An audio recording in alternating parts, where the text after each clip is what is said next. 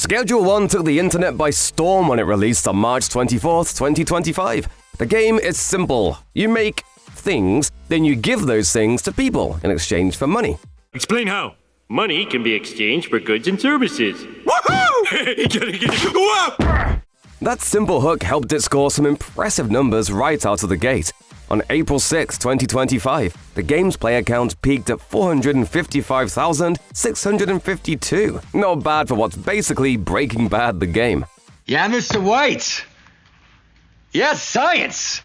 But then it took a hit. Within a month of popping off with nearly 500,000 players, the internet's Schedule 1 high had started to wear off. By early May, the game had lost nearly 80% of that player base.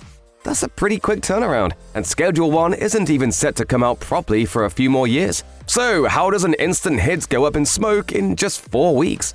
Like so many other early access games, Schedule 1's strategy was its own weakness. Gamers don't usually have the patience to play for years while waiting for a full release. Schedule 1 triggered an initial burst of excitement among gamers, but at the same time, everyone knows that a full release won't be until 2027 at the earliest. There aren't many people who will play on a regular basis as the drip feed of features comes in from developers.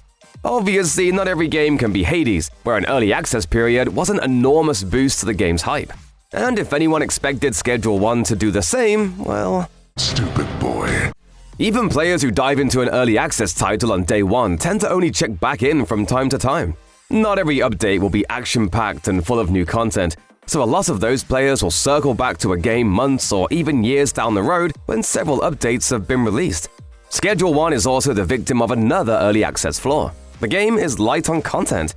There isn't much to do besides manufacturing and dealing. To be fair, that is the point of the game, but a near-total lack of side activities makes the city of Highland Point feel empty once you take the time to start wandering through it.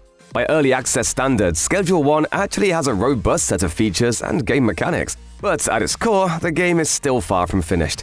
Players have noticed that after a few days of constructing warehouses and corrupting the citizenry, they quickly run out of things to do.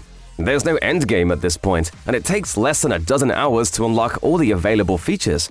Eventually, the game will add stuff like rival drug gangs and other new conflicts for players to deal with. Will the gamers who have grown bored in the meantime return to Schedule 1 once these changes have been implemented? Only time will tell. So, is Schedule 1 a bust? Not entirely. The people who are sticking around are passionate about one aspect of the game in particular, a multiplayer game that's more about jokes and silly fun than competition. You can play Schedule 1 alone, but the game really opens up with a group of friends. Gamers and reviewers alike have praised the lighthearted multiplayer mode. And when you're looking at the game from that perspective, the future seems bright. Yes, science! At its peak, Schedule 1 was closing in on 500,000 players, but even after losing 78% of them, it is still pulling in around 100,000 users every day. For an indie multiplayer game that's still in early access, those numbers are still quite impressive. Schedule 1 might not be able to hold up against a lot of finished games, but it could reach more highs eventually.